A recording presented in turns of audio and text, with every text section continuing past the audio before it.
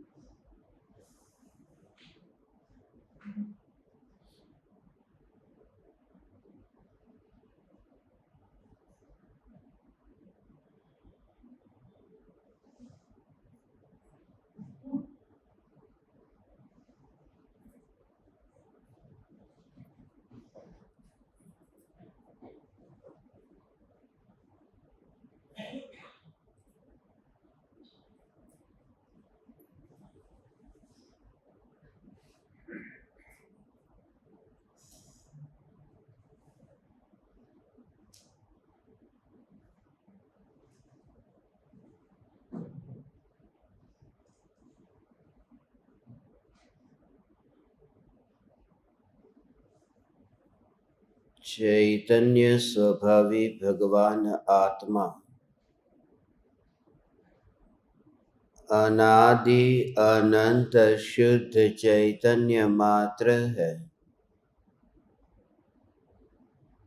ज्ञान मात्र है।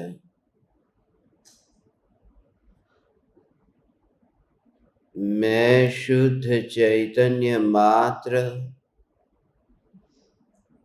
ज्ञान मात्र, भगवान आत्मा हूँ। प्रति समय यह जागृति बनी रहे, इस जागृति का नाम धर्म है।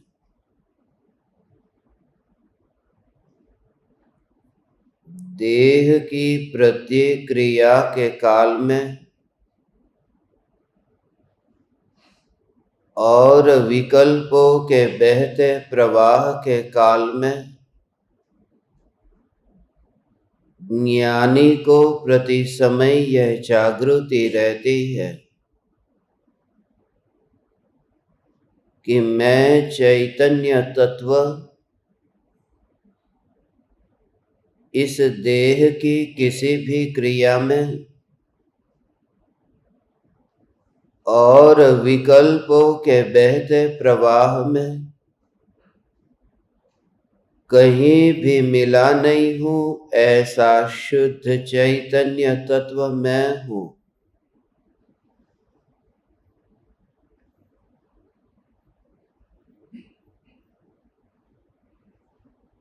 जानने रूप सहज परिणमन का सहज आत्म स्वरूप में समा जाना,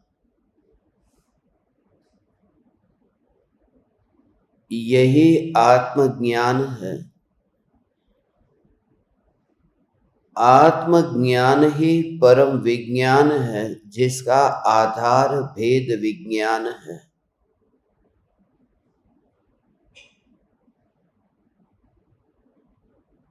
ज्ञान और राग द्वेष के बीच में भेद ज्ञान के बल से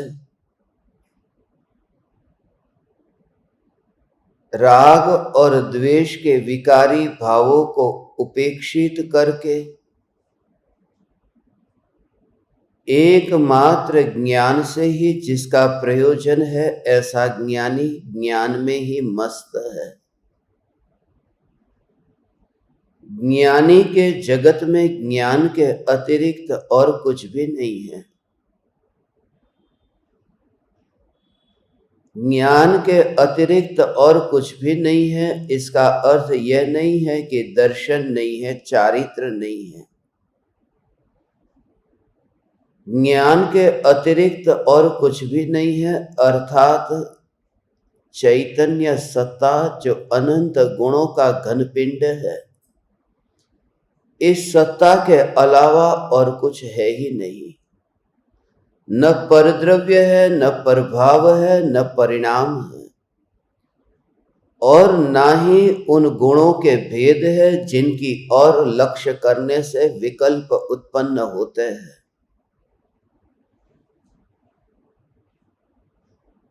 एकमात्र चैतन्य सत्ता, इसमें ही उपयोग समा जाए, रम जाए, जम जाए और अनंत काल के लिए ठहर जाए। परमाणुओं को लेकर के उपयोग अंदर में जाता नहीं है, इसलिए देह के परमाणु, देह की रचना, देह का आकार प्रकार, उस उपयोग का अंतर्मुख होने का जो परिणमन है, उसमें किसी भी प्रकार से सहायक नहीं होता और बाधक भी नहीं होता। बार बार जो तत्व विचार हुआ, बार बार जो चैतन्य चैतन्य चैतन्य चैतन्य, ऐसी जो निरंतर चलती विचार की धारा, ज्ञेयों में जो आसक्ति है, उस आसक्ति भाव को पिघला देती है। वह आसक्ति जैसे जैसे पिघलती जाती है और अवसर मिलता है, अवकाश मिलता है, समय मिलता है और अंततः समयसार भी मिलता है। क्योंकि जितना समय, जितनी शक्ति और जितने परिणाम उन विषय के भोगों में खर्च होते थे, अब वह खर्च होना बंद हो गया और अब अंतर की ओर वह स्रोत शुरू हुआ। शक्ति तो थी, शक्ति खर्च हो रही थी पर में, व्यर्थ के विषयों को जानने में, देखने में। उन्हीं शक्तियों का सदुपयोग हुआ, अपनी शक्ति अपने में खर्च हुई। कुएं में से पानी तो निकलता था, मगर वह पानी गांव गांव तक पहुंचता था। कुएं का पानी सारी दुनिया तक पहुंच जाए, मगर कुएं का पानी यदि कुएं में ही न समा जाए तो क्या लाभ। और यही परम लाभ है जो दुनिया को दिखता नहीं। दुनिया को लगता है कि कुएं में तो पानी पहले से ही है, ये बाहर जा रहा है, परोपकार हो रहा है। ये पानी पानी अंतर में ही ठहर जाए, उसमें बड़ी बात क्या है? उसमें बड़ी बात है, उसमें अनंत पुरुषार्थ है कि आत्मा का उपयोग व्यर्थ में, जगत में न फैले और उपयोग उपयोग में ही समा जाए। कुएं का पानी कुएं में ही रह गया, दूसरे के काम में न आया, दूसरों को दे न सका ने ये कुआं पानी। कुएं में से जो पानी निकलता है वो किसी के पीने में काम में आता है, इसलिए लगता है कि परोपकार है। मगर ये उपयोग जब जगत के पदार्थों को जानता है तो जगत में कहीं पर भी ये उपयोग किसी को काम में नहीं आता। इसलिए क्योंकि पानी तो किसी के पास में पहुंच जाता है, ये उपयोग पहुंचता नहीं है, सिर्फ भ्रम पैदा होता है कि मैं पहुंच गया। इसलिए सार यह है कि उस उपयोग में उपयोग को समाना, उपयोग में उपयोग का लीन हो जाना। ऐसी दशा पूज्य गुरुदेव श्री कांजी स्वामी को अंतर में प्रकट हुई थी। बार बार जिसके अंतर में स्वरूप की ओर अपरिणति दौड़ रही है, प्रवचन के दौरान जो बार बार अंतर्मुख होते थे, अंतर में स्वरूप में डुबकी लगाते थे, वाणी चलती है, लगता है कि वे बोल रहे हैं, मगर बोलते समय उनका बोलना नहीं है, वो वहां पर चले गए हैं जहां पर वाणी नहीं है। और जो सुनने वाले हैं वे आंखों से सुनते हैं, देखते हैं, सुनते हैं, ये इंद्रियों से ही वो जानते हैं। रूप देखते हैं आंखों से, शब्द सुनते हैं कानों से, ये जो स्पर्शना होती है गुरु के चरण की हाथों से, ये सब इंद्रियों का कार्य है। ये सब राग का राग से मिलना है। दो राख के परमाणु मिलने से गुरु का आदर कैसे होगा? पहले गुरु की चिता जली थी और राख पहले से ही वहां पड़ी थी, और फिर वहां पर शिष्य की राख वहां पर जमा हो गई, शिष्य का मुर्दा जला। गुरु का मुर्दा जला हो और राख पड़ी हो, शिष्य का मुर्दा जला, वह राख वहां पड़ी। राख के ऊपर राख है, मगर राम तो वहां है ही नहीं। जिसका धर्म है वो धर्मी तो वहां है ही नहीं। इसलिए ज्ञानी को जागृति है कि जब कोई शिष्य गुरु के चरण को स्पर्श करता है, तब यह जागृति है कि वह न छू रहा है, वो धर्म है, नहीं ये जो मैं देख रहा हूं, ये क्रिया हो रही है, उसमें धर्म है। धर्म अंतर की जो परिणति है, जो आत्मा वहां है ही नहीं। इसलिए ज्ञानी ने तो उसी समय इस देह को त्याग दिया है, जिस समय से उस ज्ञान में ज्ञान ठहर गया है। रंच मात्र भी पकड़ नहीं है, अपने अनुरूप चलाने की अंदर की वृत्तियां अब मर गई है। ये देह के परमाणु उन भावों के अनुरूप चले, जैसा मैं चाहता हूं ऐसा ये देह चले। ये देह बीमार न हो, ये देह तंदुरुस्त हो, यह देह दुबला हो, मोटा हो गया अब दुबला हो, बहुत खाना खाया अब ये देह इतना स्वस्थ रहे। ये तरह तरह के जो विकल्प है, उन विकल्पों को शरीर में अब डालना बंद कर दिया। ये जो भाव आता है, क्योंकि वो भाव ही मर गया है। जो वृत्तियां थी वो वृत्तियां मर गई कि मैं देह को अपने अनुरूप ढाल दूं। ये देह के परमाणु जिसमें मेरा कोई भी कर्तृत्व नहीं है। बड़े बड़े पहलवान जब मरते हैं तब मक्खी नहीं उड़ा पाते। जो कभी किसी पहलवान को अपनी मुट्ठी में लेकर के कहीं फेंक देते थे। एक शरीर की क्षण भंगुरता तब नहीं, जब शरीर अस्वस्थ हो जाए, वर्तमान में ही दिखाई दे कि मेरा जो ये ज्ञान वैभव है, ये ज्ञान वैभव इन परमाणुओं में है ही नहीं। पुतले है वहां पर, मगर पुतले के अंदर वहां पर ये जो ज्योति है, ये ज्योति वहां पर नहीं गई। बस ऐसी ही जागृति, दोनों में अलग अलग ये भेद जानना, ये अलग अलग दृष्टि से कि ये जो पुतला है, पुतले में ये ज्योति नहीं गई। और ज्योति मात्र की अनुभूति, ज्योति में से जो प्रकाश निकलता है, जो फैल रहा है, वहां ज्योति यहां है और प्रकाश सब जगह फैल रहा है। अनुभूति जब होती है तब ये ज्ञान की ज्योति का भाव ग्रहण होता है कि वहां जो दीपक के मध्य में ज्योति है, ज्योति तो वहां उस सीमा में ही है, ज्योति के प्रदेश वहीं पर ही है, मगर प्रकाश बहुत प्रदेशों पर फैला हुआ है, पूरे कमरे में फैला हुआ है। पूरे कमरे में ज्योति नहीं फैली, प्रकाश फैला हुआ है। मगर ये ज्ञान की ज्योति ऐसी है कि जहां ये ज्योति है वहीं पर ही उसका प्रकाश है, उसके बाहर फैलता ही नहीं। जहां मैं हूं वहीं पर ही मेरा स्वभाव है। निश्चय से तो मैं अपने में ही हूं, और व्यवहार से ये ज्योति का प्रकाश ऐसा फैलता है कि लोकालोक प्रकाशित होता है, सारा जगत प्रकाशित होता है। मगर इन दोनों भेदों से मुक्त होकर के मात्र ज्ञान ज्योति जली नहीं है। वो कल्पना मत करना जैसे जलाई गई हो, जली गई हो, नहीं, ये है ऐसी में ज्ञान ज्योति। अभी ये कल्पना का विषय बनेगा, फिर ज्योति के साथ में तुलना होगी, फिर तरह तरह से इसी तुलना से तुलनात्मक अध्ययन होगा, मनन होगा, चिंतन होगा। मगर फिर उससे एक कदम आगे और है, फिर वह घोलन होगा, और घोलन के परिणाम स्वरूप फिर वह अनुभवन होगा, और अनुभवन का जो परिणाम आएगा वह पालन होगा। ये क्रम है, ये इसी क्रम से जाकर के फिर वह अनुभवन तक पहुंचता है।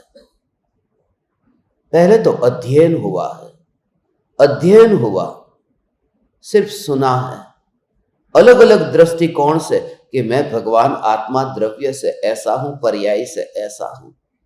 मगर अब उसी में ही अब और गहराई में जाए कि द्रव्य से ऐसा हूं कि मैं शुद्ध हूं, पर्याय से अशुद्ध हूं।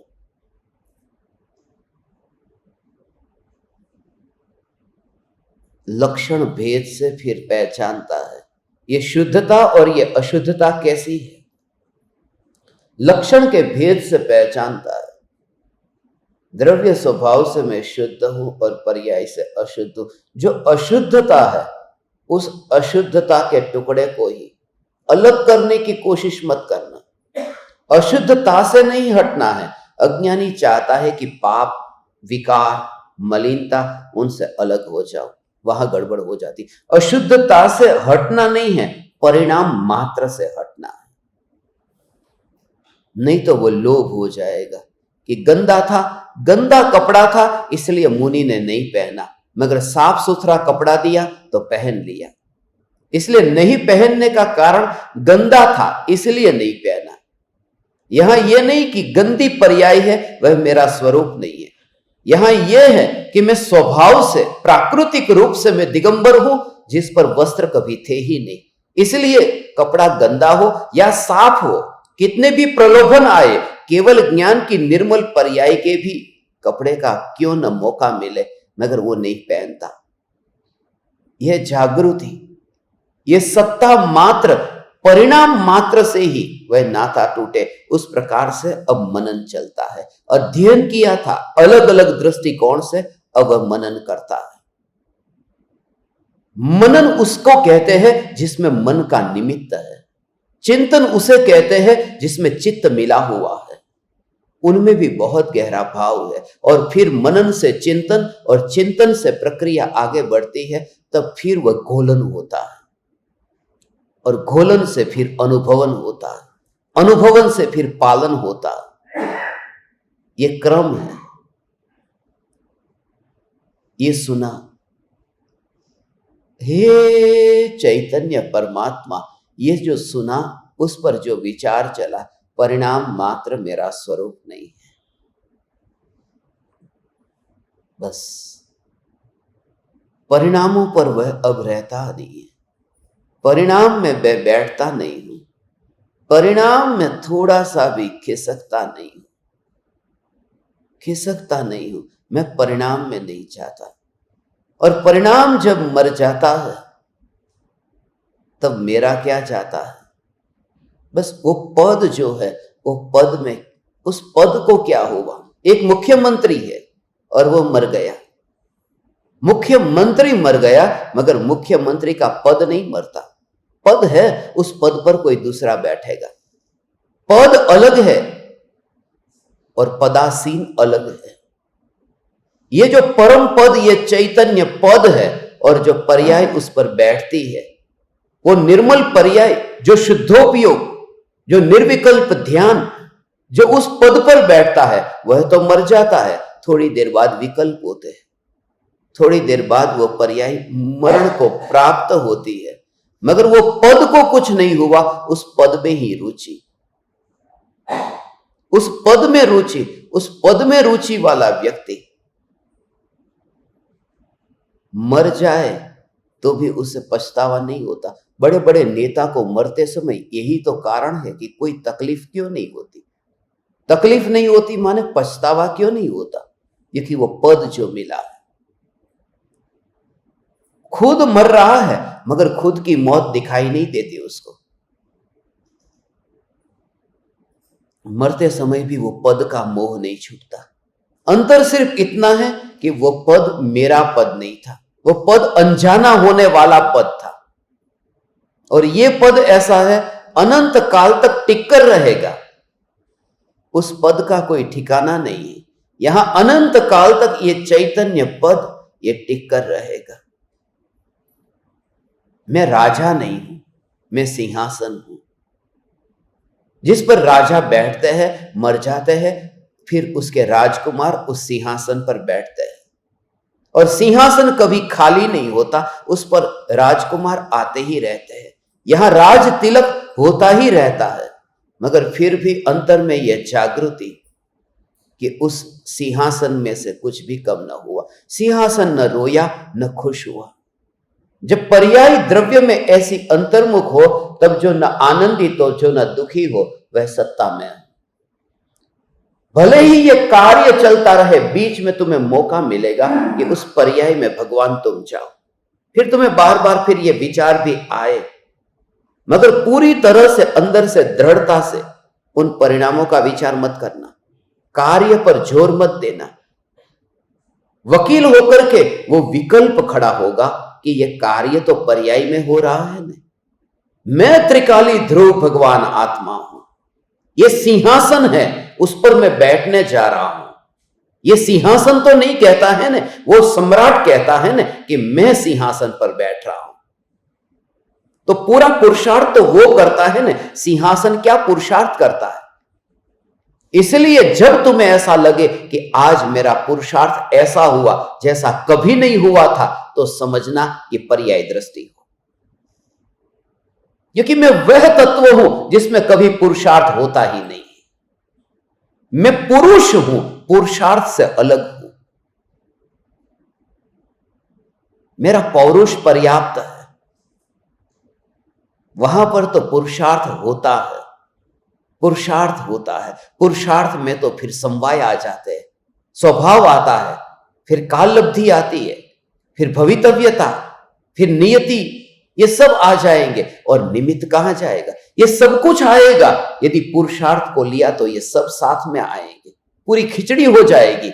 और सत्ता एक है जिसमें खिचड़ी नहीं पकती, इसलिए पुरुषार्थ को लिया तो खिचड़ी पकेगी पांचों की, पंच इकट्ठा होगा, पंचायत यहीं पर ही हो जाएगी।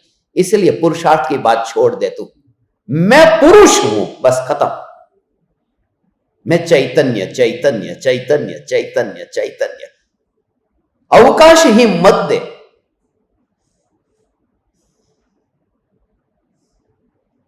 यहां पर तो पूरी तरह से स्वतंत्र होकर के हर समय ज्ञानी वो अनुभव करता है। ऐसा ही अनुभव गुरुदेव को बार बार ऐसा अनुभव होता है। ज्ञानी महापुरुषों को ऐसा अनुभव होता है भगवान, और वहां पर वो महल की दीवार और ये सब वहां पर नहीं है। ओ ऐसा ये ध्रुव चैतन्य परमात्मा मैं हूं। यहां तो पूरा कि तूने पुरुषार्थ किया, थोड़ा विकल्प से चिंतन चले तो आज का दिन अच्छा गया। अरे भगवान, मैं वह तत्व हूं जिसका कुछ नहीं गया। तू एक पल के लिए भी फिर उसमें फंस मत जाना, क्योंकि वो जो आज का विकल्प था ना चिंतन का, वो अच्छा गया ने, तेरा मन उसकी ओर जाएगा, फिर खिंचाव होगा।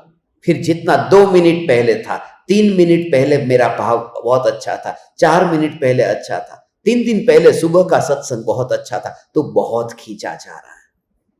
उसमें तू त्रिकाली का अनादर कर रहा है। जो गया सो गया, अभी पी ले, अभी पी ले। तू बासी को क्यों पीता है? तू ताजा को पी। तू अभी नया है ना, ये पर्याय कभी नहीं आई थी, अभी पैदा हुई है, उसमें भोगना है। वो बासी को क्यों भोगता है? मगर बासी की आदत हो गई है ना, इस वजह से डेरा बासी, स्थानक बासी, ये बासी की ही आदत हो गई है। बासी चाहिए, पुराना पुराना पुराना। वही तो, इसलिए तो कृपालु देव उसे जूठन कहते हैं। बासी जो है वो फिर से चाहिए। एक पल के लिए भी ऐसा न लगे कि ये नया लैपटॉप खरीदा है, 4 लाख रुपए का लैपटॉप खरीदा है, उसमें दुनिया भर के सॉफ्टवेयर अंदर डाले, तुम्हारे लिए, मेरे लिए नहीं। आज सुबह जो तुम्हें वादा किया था, प्रवचन भेजूंगा, भेज दिया है। उसके बाद में यहां आऊंगा, नहीं तो नहीं आऊंगा, अपना मुंह नहीं दिखाऊंगा। ऐसा कभी तुम भी वादा करो कि सम्यक दर्शन के बिना मुंह न दिखाऊंगा। मगर निर्णय जिसका है, जिसको पता है कि अभी काम होएगा, पक्का होएगा, वादा करो तुम, ऐसा निश्चय अंदर से हो कि सम्यक दर्शन के बिना तो आऊंगा ही नहीं। अब लगता नहीं है ऐसा, अंदर से ऐसा ठीक है चल रहा है, एक और सुन लिया अच्छा लगता है, नहीं, वो मन वो वहां पर खींचता है, च्युइंगम की तरह वो जाता है। वो वर्तमान की ताजी पर्याय में त्रिकाल सत्ता को अनुभव करने से फिर वह कमजोर हो जाता है। इसलिए तो वो वासना है ना, वो वासना खींचती, ये वासना है। इसलिए तो प्रवचन सुनते समय भी वो वासना पूर्व की कि मैंने स्त्री को भोगा था, मैंने पुरुष को भोगा था, ये मेरा बेटा था, बहुत अच्छा था, मर गया, ये भूतकाल का जो स्मरण है, वो स्मरण से अनुभूति के काल में दो बातों के कारण अटकना होता है। एक होता है भूतकाल का स्मरण और दूसरा होता है भविष्य काल की कल्पना। उससे ही वर्तमान का जो आनंद है उससे वंचित रहता है। भूतकाल में मैंने अनादिकाल से अनंत दुख भोगा है, मगर अब तो मैं भविष्य में अनंत काल के लिए अनंत सुख भोगूंगा। इन दोनों स्थितियों में वर्तमान की पर्याय में मैं चैतन्य हूं, खत्म, मैं चैतन्य हूं, वर्तमान वाला नहीं, त्रिकाल चैतन्य हूं, मैं चैतन्य हूं, मैं चैतन्य हूं, मैं चैतन्य हूं, मैं चैतन्य हूं, चैतन्य चैतन्य चैतन्य चैतन्य। करो तुम ऐसा, रूम में कमरा बंद करके ढूंढो, ढूंढवानी खबर पड़े ना, खबर पड़े ना, खमा माड़ी खमा खमा खमा खमा खमा, कौन छो तू, कौन छो, चैतन्य चैतन्य चैतन्य। ढूंढो, वो माता जी को, माता जी आते हैं उसको अंदर में, धूणी रे धखावी है, हां, अंदर में करो ये चैतन्य चैतन्य चैतन्य। तब तुम्हें दुनिया बावरी कहे तो कहे, तब तुम्हें बावरी कहे तो कहे, मगर चैतन्य चैतन्य चैतन्य चैतन्य चैतन्य चैतन्य, और भाव ग्रहण होता है।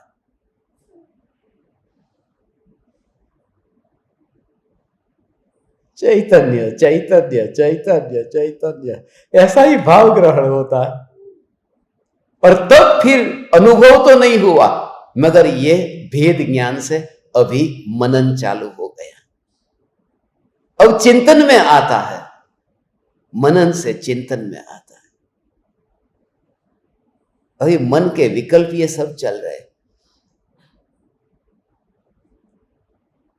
अब शांत होता है, क्योंकि मन का काम था भागना। कितनी भी माता जी आए फिर वो शांति से बैठ जाता है। थोड़ी देर के बाद माता जी आती नहीं है, ये तो दुनिया के लिए कहता हूं, लोग कहते हैं ना हम उसको देवी आती है, देवी आती है, कौन सी देवी आती है? ऐसा यहां पर ऐसा आता था, एक किसी को देवी आती थी, बापूजी उसकी देवी को दूर करने गए थे,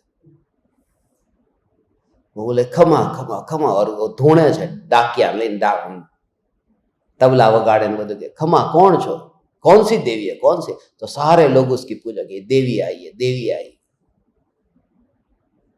और वहां पर उसकी अगरबत्ती आरती ये सब करते हैं। ये कौन हो? कि मेलड़ी मां, मेलड़ी मां छो, मेलड़ी मां, कौन छो? तो कि मेलड़ी मां, मेलड़ी मां, मेलड़ी मां आई, देवी आई, मां आई, खमा खमा खमा, ऐसा। और बापूजी वहां पर गए ऐसी अगरबत्ती लेकर के और उसको चुभाई, रमेश क्यों, रमेश किधर गया, तेरी देवी किधर गई? वो मास्टर है, उन्हीं से मैंने बहुत कुछ सीखा।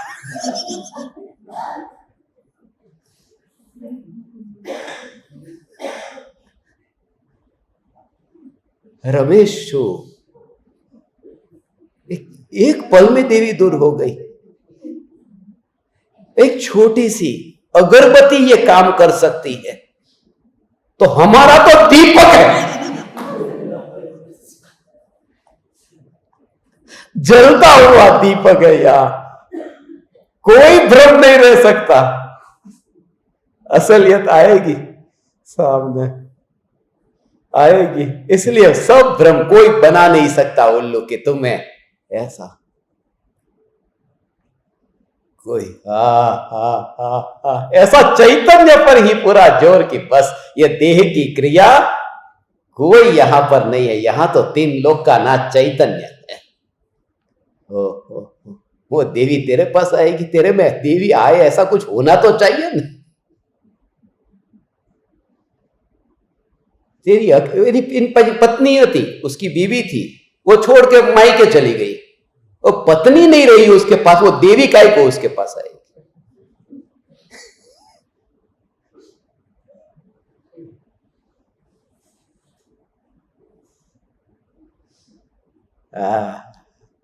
पूज्य गुरुदेव श्री ने आज जो ये कहा है ना, यहाँ ये कहने वाले ये पुरुषार्थ पर पहले ये मनन हो, फिर चिंतन करो। ये चैतन्य तत्व का विचार चिंतन, मनन में कभी कभी यादें आ जाती है, अब चिंतन में धारा बहती है, इसलिए चिंतन की धारा कहते हैं। चिंतन के विकल्प आपने नहीं सुना होगा, और मन की धारा नहीं सुनी, मन के विकल्प। मन के विकल्प में, मनन में बीच में अंतराल बहुत आता है। चिंतन में तो अब धारा चलती है, अब हर एक घटना में वही घटित करता है। और गहराई में गए,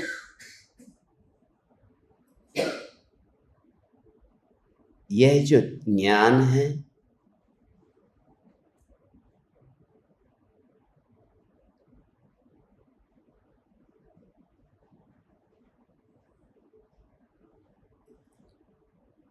ये जो भगवान ज्ञान है, इस ज्ञान में ज्ञान ही है।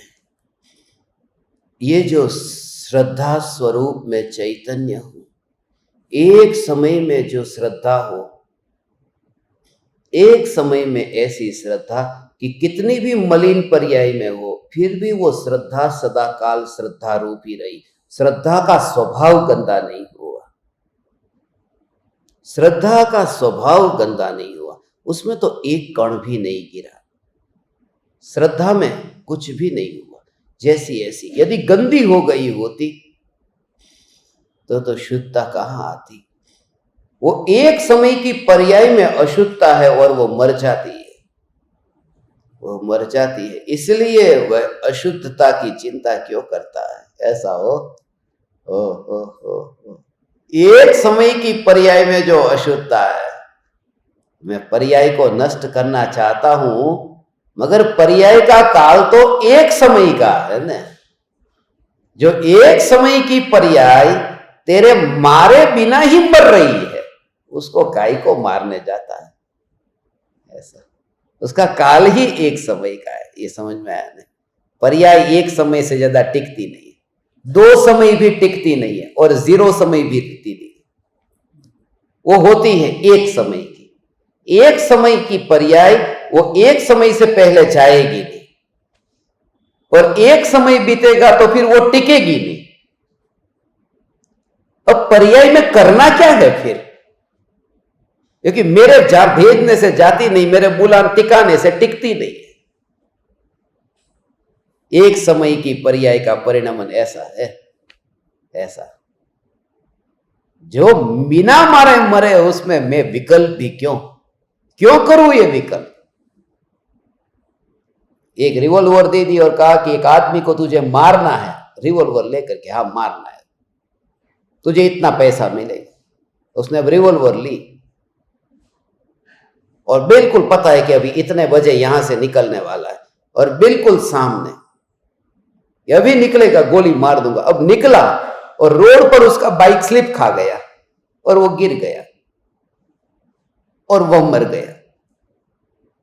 जो मर रहा है तो उसे गोली मारने की जरूरत क्या है? अपने आप मर रहा है ना, उसे क्यों मारना है? पर्याय में कुछ भी नहीं करना, वो अपने आप ही जन्मती है, अपने आप ही मरती है, तो मुझे क्या करना है? वहां तो गोली छोड़ने की बात थी, यहां तो ये कि विकल्प भी नहीं होता कि पर्याय में कुछ करने चाहो। हा हा हा हा हा। ऐसा ही लगता है। ओ नरक में गर्मी है और नरक में सर्दी है। 7वें नरक में सर्दी होती है, पहले नरक में गर्मी होती है। ऊपर के नरकों में गर्मी है, नीचे के नरकों में सर्दी है। ऐसा बहुत ठंड होती है। फिर ऊपर के नरकों में ऐसे गर्मी है। मगर वहां की जो गर्मी और सर्दी की बात जब चले तो यहां कहां गर्मी है। जब ये वर्णन तुम सुनते हो तो ऐसा ही अंतर में कि वो नरक की सर्दी और नरक की गर्मी, भगवान हे चैतन्य परमात्मा, वो जो गर्मी सर्दी में तुझे कैसा लगता है, किसी अधोलोक की पर्याय की बात है, उसमें मेरा क्या है, वो मेरे लोक की बात नहीं है। ऐसा ही तुझे वितरागता की पर्याय हो या राग की पर्याय हो, शीतलता देने वाली पर्याय हो या उष्णता वाली पर्याय हो, उन सबको तू ऐसे देख कि जिस चैतन्य लोक में मैं वास करता हूं वहां सर्दी गर्मी भगवान कुछ नहीं है, यहां पर ज्ञान है। इस प्रकार से बार बार ये विचार करता है। उस चिंतन के फल में फिर अब अलग अलग गुणों से चिंतन किया है। अब एक वस्तु, अभी तो बादाम को अलग साफ कर दिया, काजू को अलग साफ कर दिया, ये सब साफ अलग अलग किया। अब फिर मिक्सिंग चलता है, उसको घोलन कहते हैं। पहले तो हलवा बनाना है ना, तो बाजार से एक एक चीज अलग अलग लानी पड़ेगी, वहां पर सब मिक्स नहीं आएगा। ऐसा फिर उसको एक एक को सफाई करेंगे, साफ करेंगे, और उसके बाद में फिर उसको मिलाएंगे जो खाना पकाते हैं। उस समय भेद का वहां पर नहीं कि अब ये अभेद पूरा, अब वो गुणों के भेद में नहीं, अब वो ज्ञान ही ज्ञायक है। ये जो ज्ञान अनुभव में आ रहा है यही ज्ञायक है। ये जो तरंग है यही सागर है, सागर कोई अलग नहीं है। दृष्टि बदलता है। अभी मैं यहां बैठा हूं, अभी मैं गुजरात में बैठा हूं, मैं गुजरात में बैठा हूं, मैं गुजरात में बैठा हूं, ये विकल्प चलता था, अब उसकी दृष्टि बदल गई, मैं भारत में बैठा हूं। हिला नहीं, कहीं पर भी नहीं गया, खाली दृष्टि बदल गई। पहले जो एक अंश का विकल्प था उसमें से पूरा एक देश आ गया, पूरा अंश ही आ गया जिसका गुजरात पार्ट था। पहले मैं ज्ञान स्वरूप हूं, ज्ञान स्वरूप हूं, ज्ञान स्वरूप हूं, ये अनुभव में आ रहा है, ये ज्ञान है, ये ज्ञान का अनुभव है। फिर वो दृष्टि बदलती है कि यह भगवान आत्मा ही है, ये भगवान आत्मा ही है, ज्ञान ही तो आत्मा है, और हिलता नहीं है, उधर ही रह करके चिंतन चलता है, पूरा आ गया उसमें।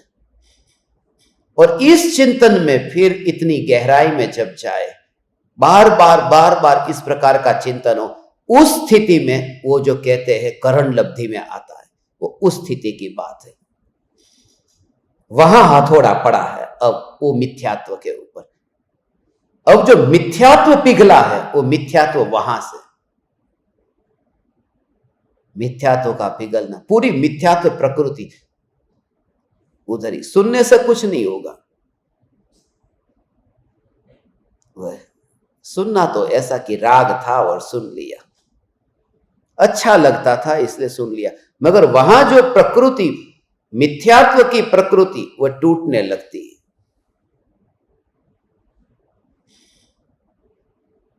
तो सम्यक दर्शन होते फिर 3 टुकड़े हो जाते हैं मिथ्यात्व के, मिथ्यात्व, सम्यक मिथ्यात्व, सम्यक प्रकृति, 3 टुकड़े हो जाते हैं।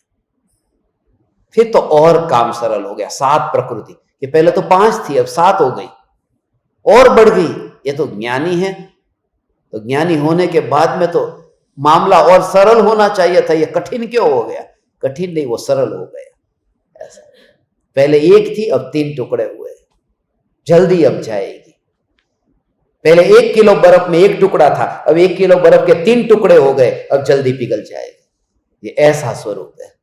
अब वो मिथ्यात्व ऐसा जाता है। औपशमिक सम्यक दर्शन जब पहली बार यह सम्यक दर्शन पाया, तो वहां से विचार करते करते, चिंतन करते करते फिर वो घोलन तक पहुंचा है। अब वो भेद का लक्ष्य छोड़ता है, भेद नहीं, भेद का लक्ष्य यहां पर ही पूरा ऐसा ऐसा स्वरूप है भगवान, ऐसा स्वरूप है। बस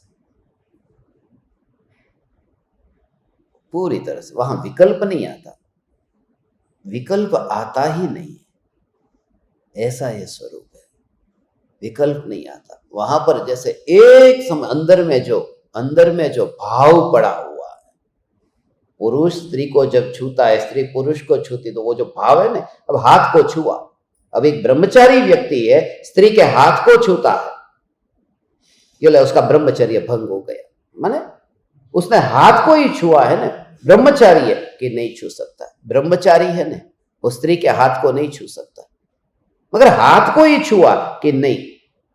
ब्रह्मचर्य का भंग करने के लिए एक एक परमाणु को छूना कहां जरूरी है, वो हाथ को छुआ, उस समय वही पूरा ग्रहण हो गया कि स्त्री को छुआ, क्योंकि वो अभेद है ना पूरे शरीर के साथ में, ऐसा।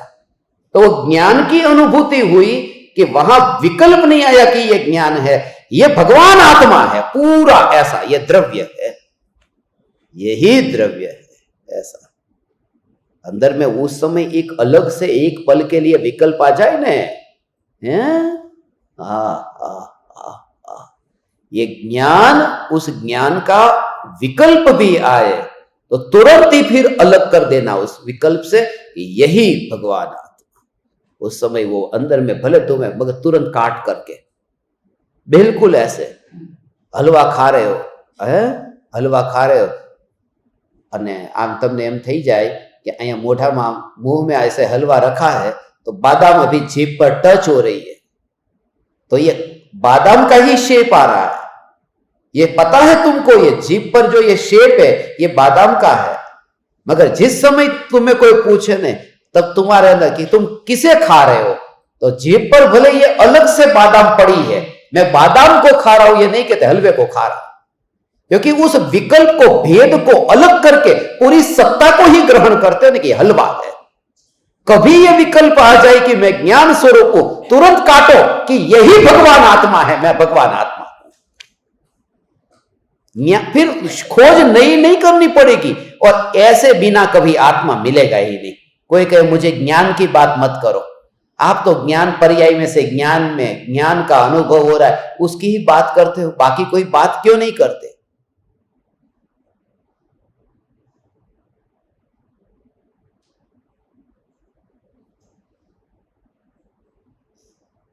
ऐसा ही है, ये ज्ञान ही ऐसा है जो व्यक्त है, और जो व्यक्त है ना, उसकी अनुभूति से ही अव्यक्त तक पहुंचा जा सकता है। ये व्यक्त है, ये अनुभव में आ रहा है, ये जानना जानना जानना जानना, ये व्यक्त है, इसलिए हाथ मिलाने के लिए कहा। अब उस स्त्री का हाथ मिलाता है तो हाथ, क्योंकि वो दिखाई दे रहा है ना, बाकी सब अंग नहीं दिखाई, तो व्यक्त है, उसको पकड़ करके जब शादी होती है तब मिलन होता है, तब कि उस लड़की के साथ में लड़के का मिलन हो रहा है, तो पूरी लड़की को उठाता है, गोदी में गले लगाता है। लग्न की विधि में होता क्या है, पूरी लड़की को उठा रहा, हस्त मिलाप होता है कि नहीं? तुमने किया कि नहीं? हस्त मिलाप, क्योंकि जो प्रकट है उसको, जो कपड़े ढंग के ना वहां पर हाथ नहीं लगा सकता, जो व्यक्त है उसे छुओ, और यहां छूते ही उसके अंदर विकल्प नहीं आए कि मेरी आज हाथ के साथ शादी हो गई, अब तेरा हाथ काट और लेके जाता हूं, तू रहे तेरे बाप के पास।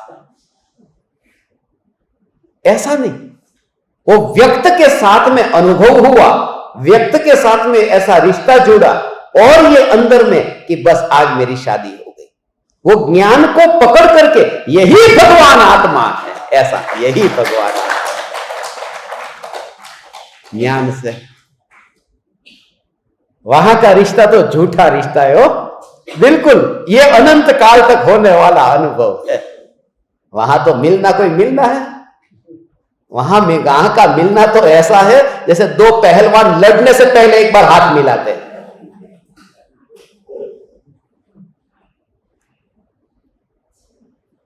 होता है कि नहीं? बॉक्सिंग की रिंग के अंदर एक बार पहलवान हाथ मिलाते, वो मिलना शादी का मिलना है, या तो अनंत काल के लिए ऐसा। मगर मेरा कहने का भाव, तुम्हारे जीवन का अनुभव है ना, इस वजह से ये बात समझ में आ सकती है। और मुझे तुम्हारा अनुभव है, इस वजह से मैं समझा सकता हूं कि ऐसा करके जो व्यक्त है, बाकी के अनंत गुण व्यक्त नहीं है, एक ज्ञान व्यक्त है, ज्ञान व्यक्त है, चारित्र व्यक्त नहीं है, श्रद्धा व्यक्त नहीं है, ज्ञान एकमात्र ऐसा गुण है। इसलिए चारित्र से ज्ञायक तक नहीं कहा, ज्ञान से ज्ञायक तक कहा। वो ज्ञायक शब्द ही ज्ञेय को जानता है, वह ज्ञायक है। ये ज्ञायक नाम मिला ना, तो क्यों मिला? कि जो ज्ञेय को जानता है वो ज्ञायक है। अपना नाम ज्ञायक, और रखा किसके कारण? ज्ञेय के कारण। ये शोभा देता है। जो ज्ञेय को जानता है वह ज्ञायक है। ये तो डिपेंडेंट हो गया ना ज्ञायक, तो उसका नाम कि ज्ञेय को जानता है वह ज्ञायक है। मगर ज्ञेय की जब बात आती है तब तुम पराये को क्यों लेते हो? मैं भी तो ज्ञेय हूं, स्वज्ञेय हूं। जो ज्ञेय को जाने वह ज्ञायक, ऐसा इसका अपने को देखना है।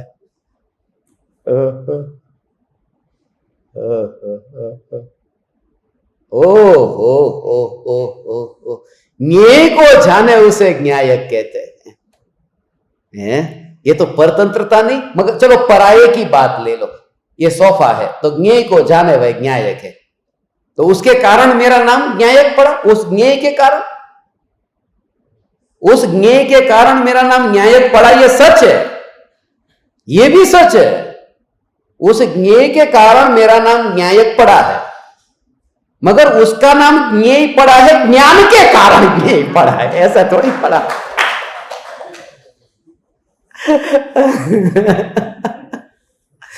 और ज्ञान ही नहीं हो तो ज्ञेय का ही का, और ज्ञेय को जो जाने वो ज्ञायक है भगवान। ऐसा में परम स्वतंत्र परमात्मा, अनंत गुणों का अभेद घोलन हुआ ऐसे।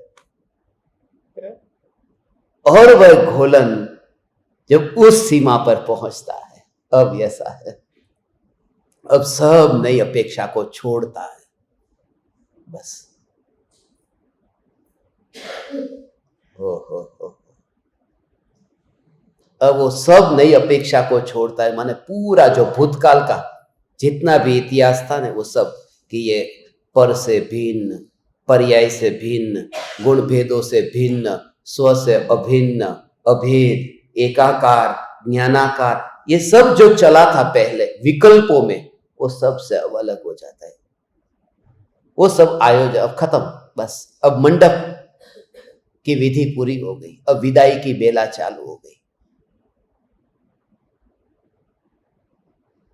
अब ये उपयोग विदा होता है, उपयोग के विदाई की बेला है कि उन विकल्पों का जो परिवार था ना, वहां से उपयोग विदा लेता है कि अब मैं चली अपने प्रियतम के पास, ये ज्ञायक के पास। अब ये उपयोग जाता है, तब फिर उनकी याद भी नहीं।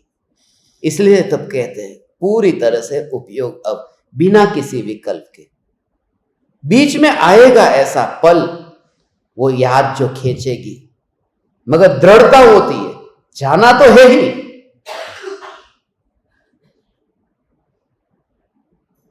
फिर गुरु को भी छोड़ने की बारी आएगी। गुरु भी वहां पर मंडप में ही बैठे, हाँ, वो साथ में नहीं जाएंगे, गुरु भी मंडप में ही बैठे रहते हैं। उपयोग ही अकेला विदा होता है प्रियतम के साथ, उपयोग ही अकेला न्यायक में समाता है, गुरु भी नहीं। थोड़ा होता है, मगर वो दर्द ऐसा है, वो बेटी की विदाई की तरह ही है।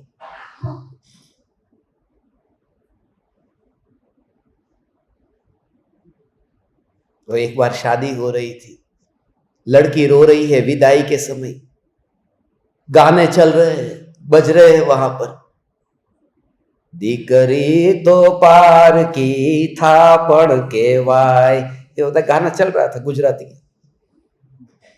ગુજરાતી ભાષા આવું ગીત છે કે નહીં?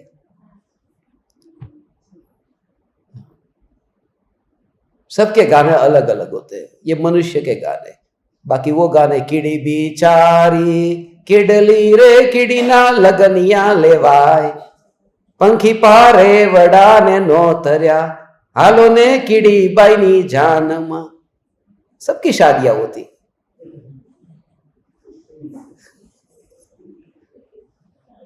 अब वो लेके लड़की जा रही है, विदाई हो रही है, और वहां पर अब रो रही है लड़की। दूर से दामाद था, मगर दामाद दूर से ये सब देखता है। उसे अचानक क्या हो गया, उसे लगा कि ये सब रोना धोना, पिता रो रहे, बेटी रो रही, ये सब रोने धोने की जड़ मैं हूं। मैं यदि इधर आता ही नहीं तो ये सब होता ही नहीं।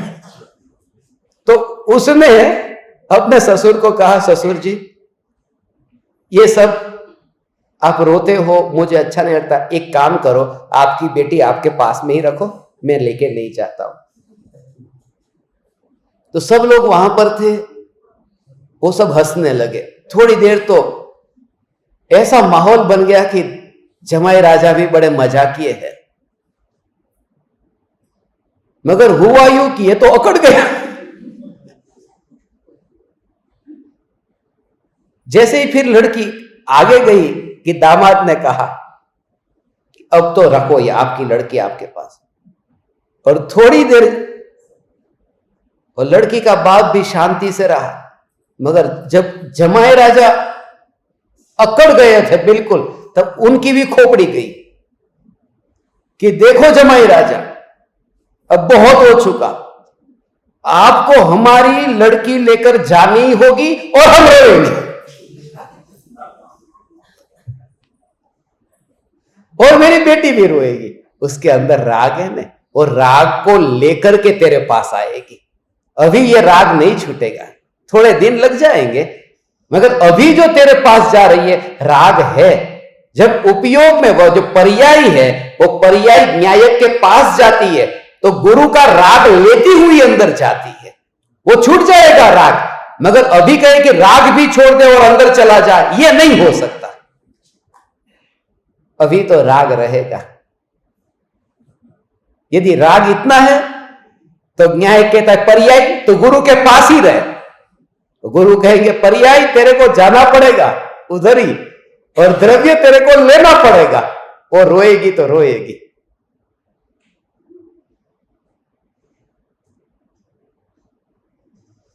जब पूरा निश्चय कर लिया, इस प्रकार के भाव बीच में आते हैं।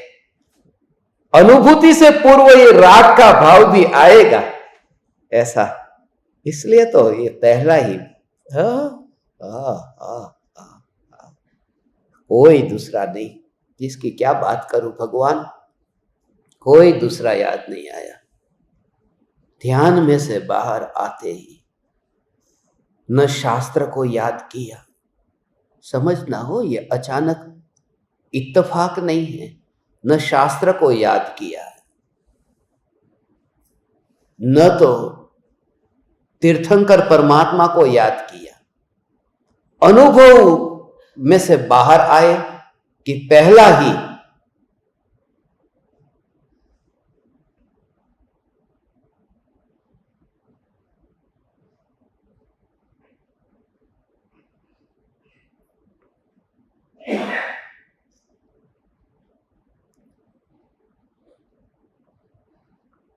धरी मौनता एम कई सहज समाधि माई।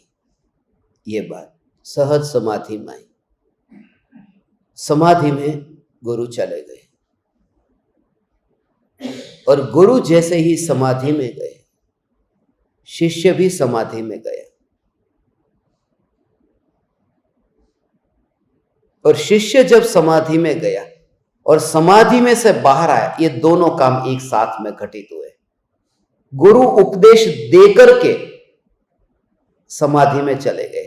धरी मौनता एम कई सहज समाधि माई, 118वीं गाथा में ये बात आई। और 119वीं गाथा में शिष्य कहता है, और जब गुरु समाधि में गए तो शिष्य भी समाधि में गया। 6 पद का उत्तर तो मिल गया, समाधान मिल गया। जब अंतर में गया तो तीर्थंकर परमात्मा की जय, वो बात नहीं आई। जिनवाणी मां की जय, वह बात नहीं आई। पहला ही शब्द, वाक्य नहीं, पहला शब्द सदगुरु, वो पहला शब्द निकला 119वीं गाथा में। पहला ही शब्द ये निकला, सदगुरु ना उपदेश थी आयु अपूर्व भान, निज पद निज माही लयो दूर थयो अज्ञान। वो मौन होकर के पाने के बाद के पहले उद्गार है शिष्य के। ये आपकी गाथा 119वीं गाथा। सदगुरु ना उपदेश थी आयु अपूर्व भान। गुरु ने उपदेश दिया, वे मौन हुए, और शिष्य जब उपदेश सुनकर के फिर अंदर में गया तो दोनों का मौन, इसलिए कहते हैं मौन से मौन मिल गया। गुरु बोल करके मौन हुए और शिष्य सदगुरु ना उपदेश थी, ये बोलने से पहले मौन हो गया। माने दोनों का मौन का मिलन है। सत्संग और कुछ भी नहीं है, दो मौन का मिलन है। गुरु का मौन और शिष्य का मौन, उसे कहते हैं 4 आंखें मिल गई।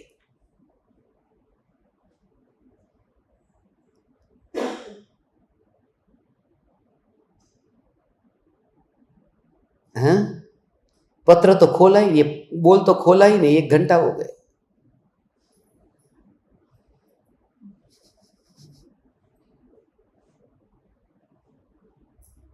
मगर बहुत कुछ खोला है। फिर इसको अब खाली पढ़ने का ही बाकी रहता है। अपन उल्टा काम करते हैं। अक्सर लोग पहले पूरा पढ़ते हैं और फिर समझाते हैं। अपन समझा करके फिर कहते हैं मैंने जो कहा वो यही है, इसमें कुछ अलग नहीं है। खाली वेरीफाई करना हो तो कर लो। मैं वेरिफिकेशन के लिए ये बोल पढ़ता हूं। तुम्हें ऐसा न लगे कि इतना इतना जो बोला वो कहां से बोला, कि देखो यहां से बोला। अनुभवन, और अनुभवन के बाद में होता है पालन। अनुभवन का संबंध वो निर्विकल्प अनुभूति श्रद्धा के साथ में, जब सम्यक दर्शन के साथ, और पालन का अर्थ है फिर सत आचरण के साथ में, फिर अणुव्रत महाव्रत के साथ में। अनुभवन के बाद में पालन। यहां जो अब गुरुदेव कहते हैं कि पूरा अब आपको समझ में आएगा, पूरा सत्संग, बात सब हो चुकी है।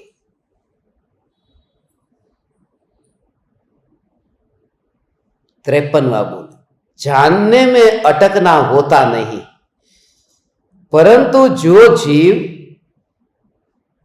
निमित्ताश्रित बुद्धि करके अटके हैं, वे जीव मात्र बातें करते हैं, अंतर्मुख न्यायक स्वभाव का पुरुषार्थ करने की बुद्धि नहीं करते।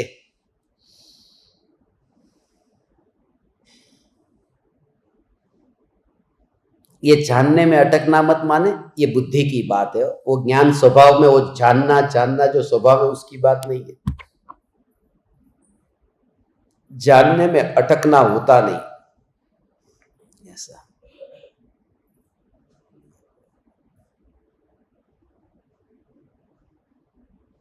ग्यारह अंग 9 पूर्व का ज्ञान, 11 अंग 9 पूर्व, और तो भी इतना ज्ञान, इतना जाना था। 12 अंग और 14 पूर्व कुल मिलाकर के, उनमें से 11 अंग और 9 पूर्व का ज्ञान हो गया, तो बाकी क्या रह गया था? यही बाकी रह गया था।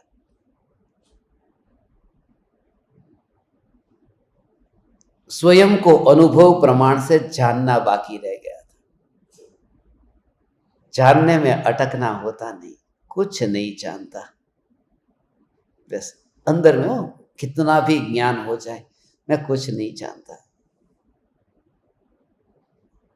I know that I know nothing.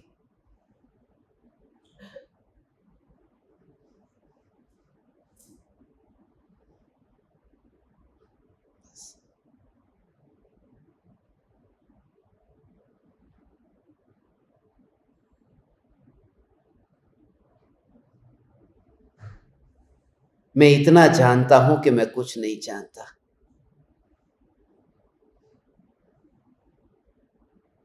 वहां पर भी जीव अटक जाता है।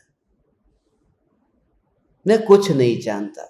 ये वाक्य तुम अपने मुंह से कभी बोलो, मैं कुछ नहीं जानता हूं, और सामने वाला कोई बोले कि तू कुछ नहीं जानता, तो क्या लगता है समझना। फिर यदि ये सच्चे दिल से बोले थे तो तब भी तुम सच्चा कहा, बिल्कुल सच्ची बात कही। ऐसा नहीं लगता। तू कौन होता है ये बोलने वाला? तेरा खानदान नहीं जानता। जा, सीधा खानदान तक पहुंचता है कि तूने मेरे को ऐसा कहा। खुद बोलने को तैयार है। ऐसा ही है। ये खत के नीचे नहीं लिखते आपके चरणों की धूल, और उसे यदि बोलो अरे चरण की धूल पानी ला, तो तकलीफ होती। कभी कभी हीनता का भी अहंकार आता है, दीनता का भी अहंकार आता है। दीनता भाव, ज्ञान के अहंकार में वो नंबर 1 है। क्रियाकांड के अहंकार में वो नंबर 1 है। मेरे को कुछ नहीं है। ज्ञान कितना भी हो, क्रिया भी कोई भी हो, उसमें अहंकार क्या? सरलता रखना बस। कितना भी ज्ञान बढ़ जाए तो क्या हो गया, कितनी भी क्रिया करो तो भी क्या हो गया? सरल होना। और आपको बताओ, सरलता के मामले में मेरे जितना सरल कोई नहीं है। वो एक और खतरनाक अहंकार हो गया। वो कहता है ज्ञान में मेरे जैसा कोई नहीं, वो बोले क्रिया में कोई नहीं, और सरलता के मामले में मेरे जैसा कोई नहीं।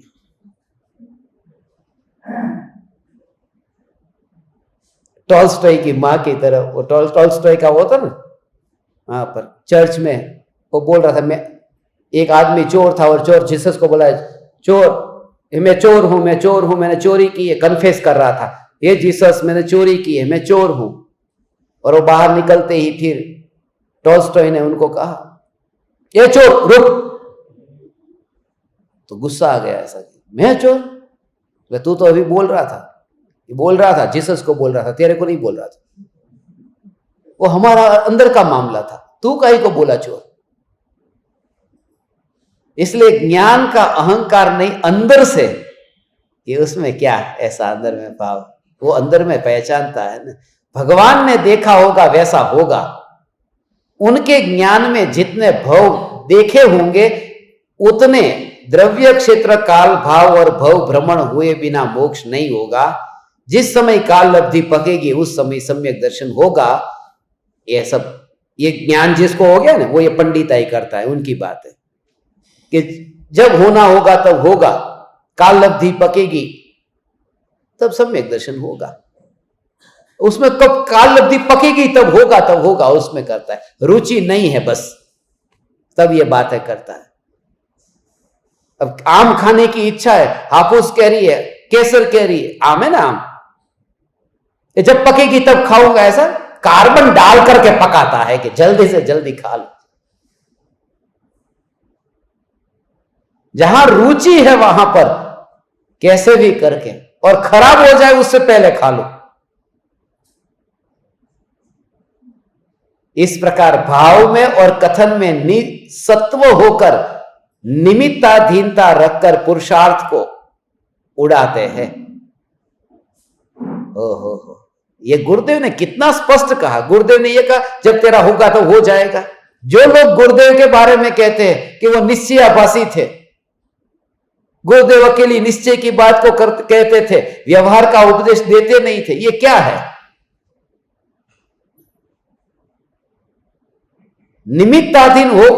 निमित्ताधीनता रखकर पुरुषार्थ को उड़ाते हैं।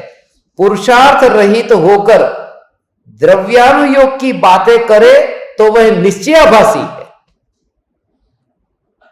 ये निश्चयाभासी है, इसलिए अज्ञानी के लिए ये ठीक नहीं है ऐसा। ओ ये शब्द सब ज्ञानी को शोभा देते हैं, और जिनको शोभा देते वो बोलते नहीं है, और जिनको शोभा नहीं देते वो बोलता है। पुरुषार्थ रहित होकर द्रव्यानुयोग की बातें करे तो वह निश्चयाभासी है।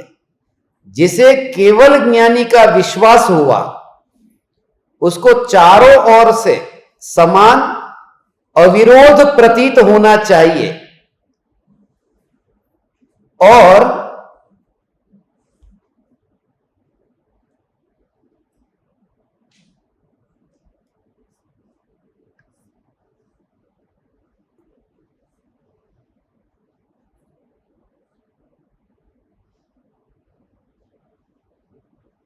उसी ने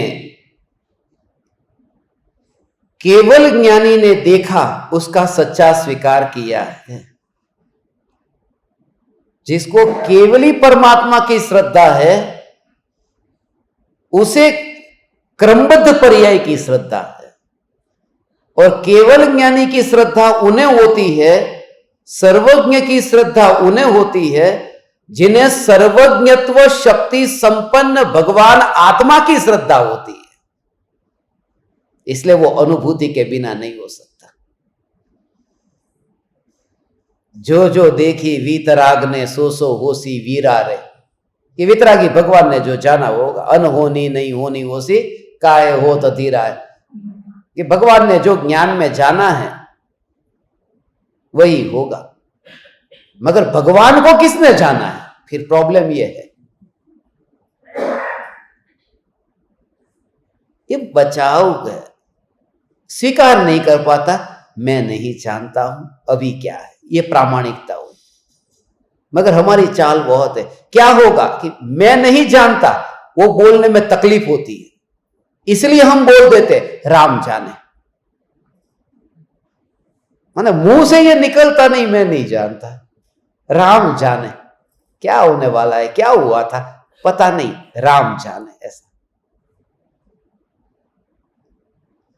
यही आत्म राम है जो जानता है। ऐसा जिसने केवल ज्ञानी को माना उसे राग की रुचि कर्तापने रूप अज्ञान नहीं होता। ये दोनों नहीं, राग की रुचि नहीं और कर्तापने रूप अज्ञान नहीं होता। उसे ऐसी विपरीत श्रद्धा भी नहीं होती कि केवली भगवान ने मेरे भव देखे हैं इसलिए अब मैं पुरुषार्थ नहीं करूंगा। जहां है वहां से पुरुषार्थ करता है, नहीं कर सकूंगा पुरुषार्थ अपने आप जागृत होगा, ये काम ये ऐसा वो नहीं सोचता। क्योंकि बाकी सब विषयों में वो सब में करता है और इसमें ही अब तकलीफ होती है। तकलीफ ये है ना, ऐसा बाकी सब में अंदर में कितनी भागदौड़, कितनी भागदौड़। आज मेरे पास शिकायत आई है कि किचन के अंदर ज्यादा लोग घुसते हैं खाना पकाने के लिए। मेरा पूरा किचन भर जाता है। वो कहता है मेरे को ये बनाना है, दूसरा कहता है ये बनाना है, तीसरा कहता है ये बनाना है। मैंने कहा उन सबको लेके आओ। इतने रुचि वाले जीव, वहां की रुचि है तो इकट्ठे होकर पड़ापड़ी करते हैं। और मोक्ष के लिए जो जो देखी वीतराग ने, बस ऐसे ही करके, वहां रुचि नहीं है, वहां अंदर से वो ऐसा भाव नहीं है जैसे यहां पर हो। इतना इतना भाव से भागते हैं। कुछ लोग तो भागते हैं इनके जैसे। कभी उनको आश्रम में चलता हुआ आज तक मैंने नहीं देखा, एक बार भी चलता नहीं देखा, दौड़ता देखा है।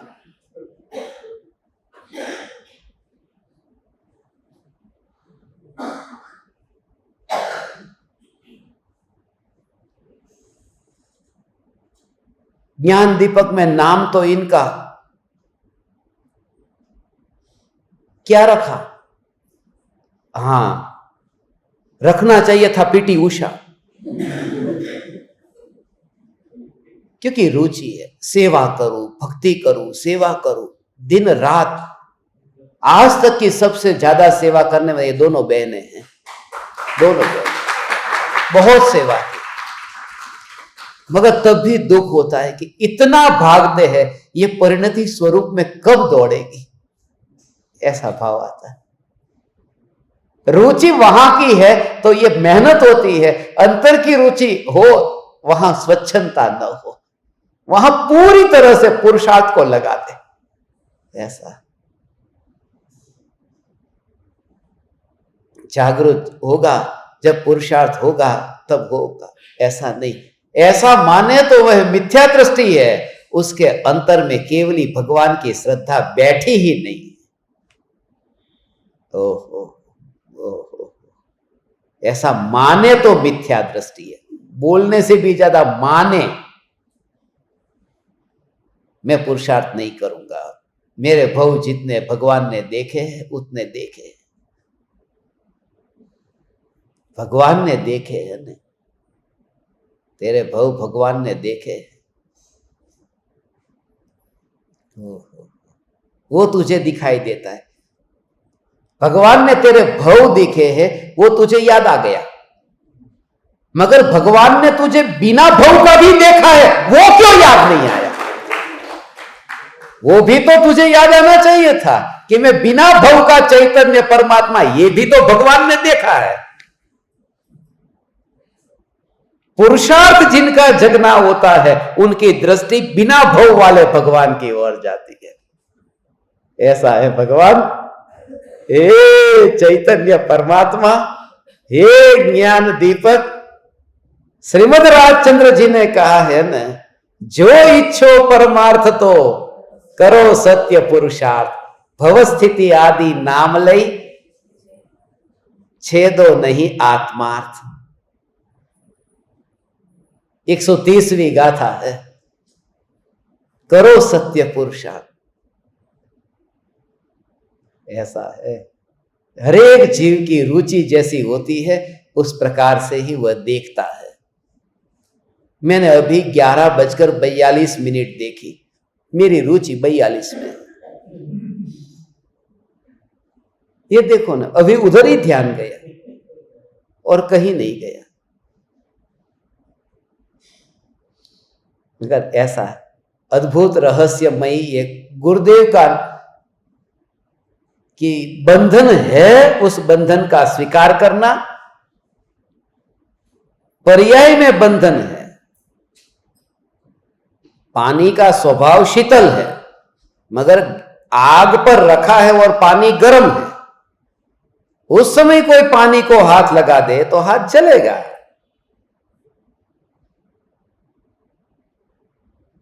उस समय कि नहीं, पानी का स्वभाव तो शीतल होता है, मैं हाथ लगा दूं तो हाथ जलेगा। स्वभाव से शीतल है, वर्तमान पर्याय में उष्ण है, ये दोनों का स्वीकार करना है।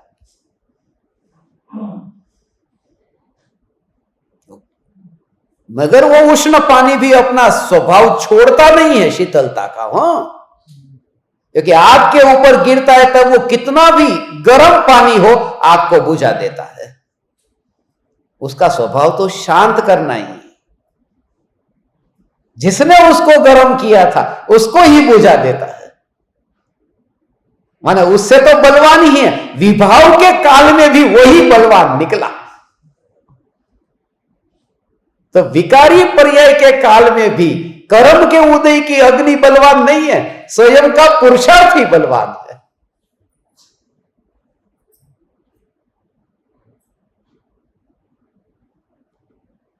ऐसा बिना किसी भेद के भाव के मैं चैतन्य परमात्मा स्वभाव से भव से न्यारा हूं, ऐसा परम चैतन्य तत्व, परम शुद्ध निश्चय नहीं का विषय, ये परम पद पर विराजमान, मुख्यमंत्री का, प्रधानमंत्री का नहीं, परम पद पर विराजमान। ये भाव शुरुआत से इसलिए आया था। ये 53वां बोल है। 53 प्रकार के जो जीव के असाधारण भाव है, औपशमिक भाव के 2, क्षायिक के 9, क्षायोपशमिक के 18, औदयिक के 21, पारिणामिक के 3, ऐसे ये 53 प्रकार के भाव। उसमें टॉप भाव जो है वो जीवत्व नाम का भाव है, उसी का दूसरा नाम परम पारिणामिक भाव है। ये 53 याद आते ही वो परम पारिणामिक भाव याद आता है।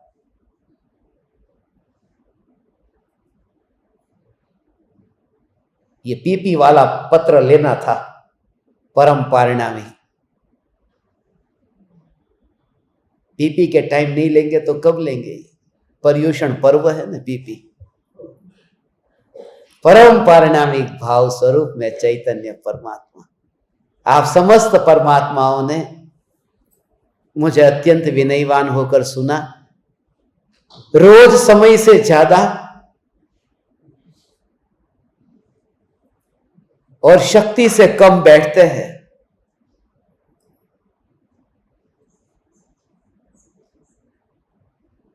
इतने बुढ़ापे में भी बार बार बुढ़ापा बोलता हूं तो बुरा नहीं लगता है? नहीं तो लोगों को लगता है कि हमारी एज तो छोटी है, आपने हमको दादा दादी बना दिया ऐसा करके। लगे तो लगे दादा दादी हो, फिर भी बैठते हो भगवान। कल रात्रि में जो सत्संग का जो अधूरा था, वो पूरा सत्संग जो था वो पूरा कंप्लीट हो गया है। जो सत्संग अपूर्व सत्संग है, अभिप्राय संबंधी जो हमारी भूल है, दृष्टि कैसे पलटती है, जिस समय पलटती है वो कैसे पलटती है, वो सत्संग मैंने आपको भेजा है। इतनी भावना भाता हूं, अपेक्षा रखता हूं 4 बजे जब हम यहां पर मिले उससे पहले एक बार सुन लेना। आप समस्त परमात्माओं को प्रणाम।